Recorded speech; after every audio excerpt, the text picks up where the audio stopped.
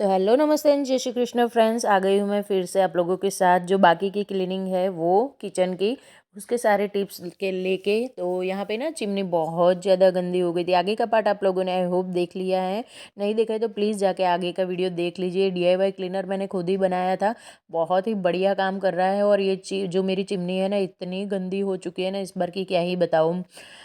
हो चुका था, कुछ रीज़न ऐसे थे कि मैं ना कुछ क्लीनिंग नहीं कर पा रही थी। इवन मैं सच बताऊँ तो मैं थोड़ी सी डिप्रेशन में थी इस टाइम में, तो ज़्यादा तो इस वजह से ना बढ़िया वाली क्लीनिंग नहीं कर पा रही थी। तो चिमनी को क्लीन करने के लिए ये जो DIY क्लीनर है ये बहुत कारगर है। मतलब इतना अच्छे से काम करता है ना कि आपको किसी और सॉल्यूशन की या फिर किसी फालतू के खर्चे की कोई ज़रूरत है ही नहीं। मैंने इवन यहाँ पे साबुन की भी आप लोगों को कोई ज़रूरत नहीं पड़ेगी। बस स्प्रे लगाइए, बस थोड़ा सा ना मेहनत की ज़रूरत पड़ेगी।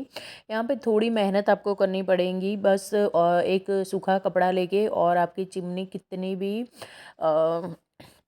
गंदी क्यों ना हो, बहुत बढ़िया से क्लीन हो जाएगी। तो बस मैंने भी वही किया है। उसके बाद ये टास्क आता है ख़तरनाक वाला। तो यहाँ पे आप चाहो तो वो वाला DIY स्प्रे भी डाल सकते हो, लेकिन काफ़ी ज़्यादा चिकनाहट होने की वजह से मैंने यहाँ पे लिया हुआ है अपना ये लिक्विड डिश वॉशर। पहले मैं डिश वॉशर से क्लीन करूँगी, उसके बाद बहुत ही बढ़िया चीज़ आप लोगों के साथ शेयर करती हूँ। वैसे आप चाहो तो इसको गर्म पानी में भी भिगो सकते हो, सर्फ़ डाल के। और मैंने कुछ भी नहीं किया है, ना ही गर्म पानी में भिगोया है, ना ही कोई फालतू का तामझाम किया है। बस ऊपर ऊपर से ना ये जो एक्स्ट्रा की मिट्टी और चिकनाहट थी, और ना मैं धूप बहुत ज़्यादा जलाती हूँ, तो धूप की एक काई सी होती है ना, वो लग जाती है चिमनी पे, इसलिए वो ज़्यादा काला दिखता है। अब आते हैं ब्रह्मास्त्र पे चिमनी के। तो मैंने यहाँ लिया है खाने का सोडा, उसके बाद इसमें जाएगा विनेगर, वाइट विनेगर और खाने का सोडा ब्रह्मास्त्र है किचन की क्लीनिंग के लिए। और उसके बाद ये जो लिक्विड डिश वॉशर है वो सॉरी डिश वॉश लिक्विड है वो जाएगा।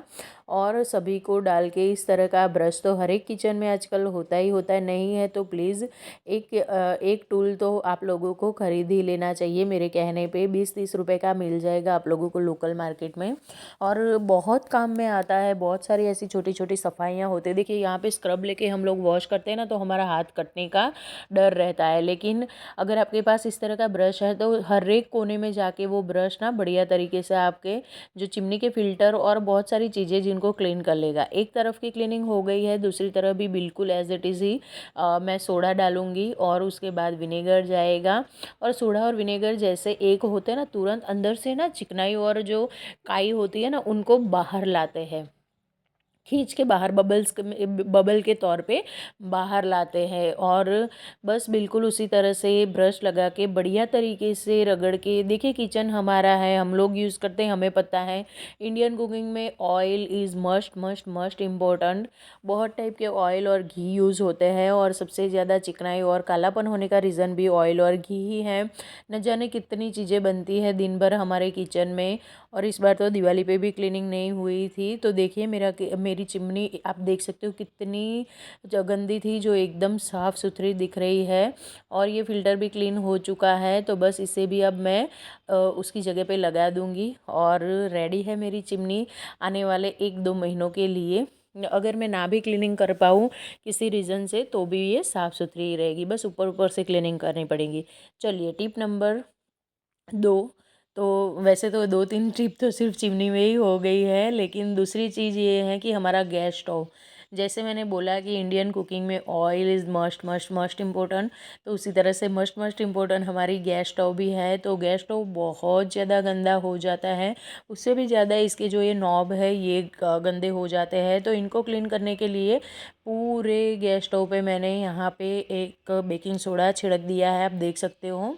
जो खाने वाला सोडा होता है, सॉरी बेकिंग नहीं, जो खाने वाला सोडा हम लोग यूज़ करते हैं, ईटिंग सोडा, वो मैंने डाल दिया है। उसके बाद ऊपर फिर से विनेगर जाएगा, और बढ़िया तरीके से बबल्स बनने लगे, आप देख सकते हो यहाँ पे। बस यही सबसे ज़्यादा काम कर देगा, आपका जो 50% काम है ना यही कर देगा।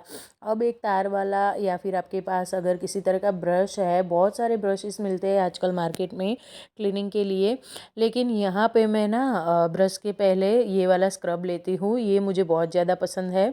इससे ना बहुत अच्छी वाली क्लीनिंग होती है। आप देख सकते हो नॉब के आसपास बिल्कुल इसी तरह से आपको रगड़ना है, और अंदर की तरह जो चला गया हुआ कचरा है वो तो ये ईटिंग सोडा और विनेगर ही निकाल कर ले आएंगे। आप देख सकते हो यहाँ पे जो मेरा स्प्रे है वो मैंने नॉब के ऊपर, जो हमारे बटन्स है उसके मैंने ऊपर छिड़क के रख दिया है थोड़ी देर के लिए। उनका काम मैं बाद में करूँगी, पहले कपड़े से पोंछ लूँगी। तो आप देखिए पहले कितना गंदा लग रहा था मेरा गैस स्टोव, आसपास खाना गिर गिर के पूरा ब्लैक ब्लैक हो गया था। और अभी देखिए उसके बाद में मैंने रगड़ के अच्छे से सारे नॉब्स को क्लीन कर लिया है और उन्हें अपनी जगह पे लगाऊंगी। एक नहीं निकल पाया था किसी रीज़न की वजह से, कभी निकलेगा तो फिर से निकाल के इसकी सफाई मैं काम करते करते ही कर लूँगी, क्योंकि किचन में पैरेलल वर्किंग करना बहुत ज़्यादा ज़रूरी होता है। चलिए अगली टिप की तरफ चलते हैं। तो किचन में बहुत ज़्यादा यूज़ होते हैं हमारे टावल, और ना हम लोग इधर उधर रख के भूल जाते हैं। तो उसके लिए ना कोई आपको फालतू का ज़्यादा तामझाम करने की ज़रूरत नहीं है।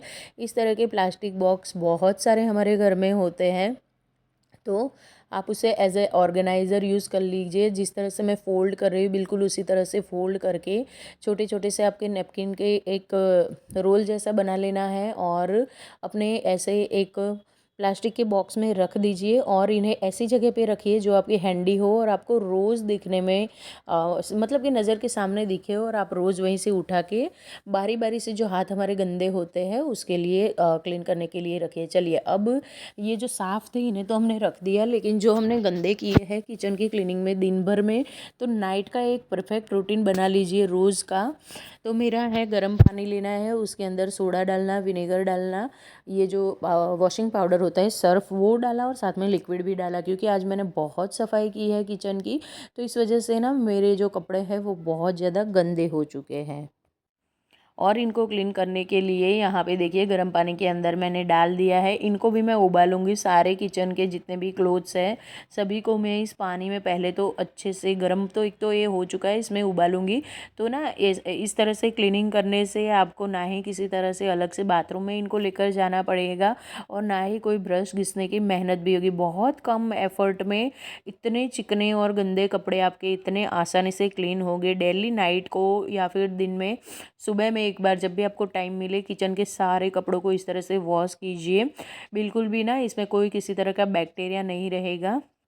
उसके बाद यहाँ पे जब तक वो पानी उबल रहा है या फिर ठंडा हो रहा है, तब तक मैं ये जो किचन का मेरा फर्नीचर है इन्हें हाथ के हाथ एक बार मैं डस्टिंग यानी कि इनके साफ़ कर लूँगी अपने DIY क्लीनर से। देखिए एक ही क्लीनर कितने ज़्यादा कामों के लिए हेल्पिंग हो गया है। बहुत सारे आपके घर के जितने भी फर्नीचर है, कांच है, बहुत सारी जगह ऐसी है जहाँ पे आपको रोज़ डस्टिंग करनी होती है। तो इस स्प्रे की हेल्प से बहुत बढ़िया तरीके से आपका पूरा घर चमक जाएगा। मेरा किचन आज इतना बेहतर हो चुका था कि मैं क्या ही बताऊँ। चलिए यहाँ पे ना देखिए ये कपड़े कितना, मतलब कि इसमें से ना चिकनाहट और मैल है वो निकल चुका है। अब मुझे और कुछ नहीं करना है, सिर्फ रगड़ना है। लेकिन यहाँ पे ये वाला ना मैंने चिमनी क्लीन किया था इस कपड़े से, तो थोड़ा सा मन में डाउट ना रहे इसलिए मैंने थोड़ा सा बस यहाँ पे लिक्विड लिया है। वैसे कोई ज़रूरत नहीं थी, बस अपने तसल्ली के लिए लिया है। होता है ना हम लोगों को घर में काम करते करते एक, तो बस इस तरह से बिल्कुल बढ़िया तरीके से आप देखो मेरा किचन टॉवल ना किसी ब्रश और ना ही किसी फालतू के तामझाम के बगैर ही बहुत बढ़िया से साफ़ सुथरे हो गए। सारे जितने भी किचन के टॉवल है, माइक्रोफाइबर क्लॉथ है, सभी आप लोग ट्राई करके ज़रूर देखना। और कौन कौन इस तरह से क्लीनिंग करता है मुझे कमेंट करके ज़रूर बताना। और हाँ, वीडियो में आगे कुछ भी अच्छा लग रहा है, हेल्पिंग लग रहा है, तो प्लीज़ चैनल को सब्सक्राइब करें, वीडियोज़ को लाइक एंड शेयर करें। और फ्रेंड्स ये देखिए किचन का हाल कितना बढ़िया तरीके से साफ़ सुथरा हो चुका है। इतना मतलब प्यारा लग रहा था कि मुझे तो ऐसा लग रहा था बस मैं अब ना यहाँ पे किसी तरह की कुकिंग भी ना करूँ और ना ही कोई काम करूँ, बस मेरा किचन हमेशा के लिए ऐसा बना रहे। बना रहेगा आपका किचन भी इस तरह से। अगर जो मैंने टिप दिए है दोनों वीडियो में, वो दोनों वीडियो की टिप अगर आप रेगुलरली फॉलो करते हो तो आपका किचन भी हमेशा इस तरह से चमकता रहेगा। चलिए अब किचन की बात हो रही है तो किचन के लिए एक बहुत ही बढ़िया टिप दूँगी। तो कभी कभी कभी क्या होता है पता है, आजकल हम लोग ये जो कश्मीरी मिर्च यूज़ करते हैं ना, तो इसके चक्कर में होता ये है कि सब्ज़ी ना अगर किसी को हमारी तरह तीखी पसंद है तो तीखी बनती नहीं है। तो उस सब्ज़ी को तीखा बनाने के लिए देखिए, मिर्ची काट के डालोगे तो मुँह में आएगी, छोटे बच्चे हो गए उनके मुँह में आएगी तो उनको तीखा लगेगा और वो नहीं खाएगा। तो हर किसी को टेस्ट अच्छा लगे उसके लिए इस तरह की जो तीखी वाली मिर्च होती है उसको ले लीजिए, उनके डंठल अलग कर लीजिए और मिक्सी में पीस लीजिए, जिस तरह से मैं पीस रही हूँ यहाँ पे। और ये चटनी आपकी इतनी ज़्यादा काम में आएगी। कई कई चीज़ें ऐसी होती है जहाँ पे हम लोग लाल मिर्च यूज़ नहीं कर पाते, वहाँ पे तो ये आपका रामबाण काम करेगी। एक बार ट्राई करना और बहुत सारी चीज़ों में यूज़ करना। देखिए, मैं आज शाम को बना रही थी थेपले, तो थेपले ना तीखे से थोड़े अच्छे लगते हैं, उसके लिए मेरी मिर्ची बिल्कुल भी तीखी नहीं है, सिर्फ लाल कलर ही देती है। और मेरे घर में सबको तीखा बहुत ज़्यादा पसंद है। तो ये डाल के मैं थेपले बनाऊंगी और जो बची हुई चटनी है उन्हें एक जार में भर के मैं फ्रीज में स्टोर कर दूंगी। तो 15-20 दिन तक, इवन महीना भर भी चलती है तो भी आपकी चटनी को कुछ भी नहीं होगा। फ्रीज में रखना है बस, यही शर्त है, और बहुत ज़्यादा काम में आती है। एक बार ट्राई ज़रूर करना।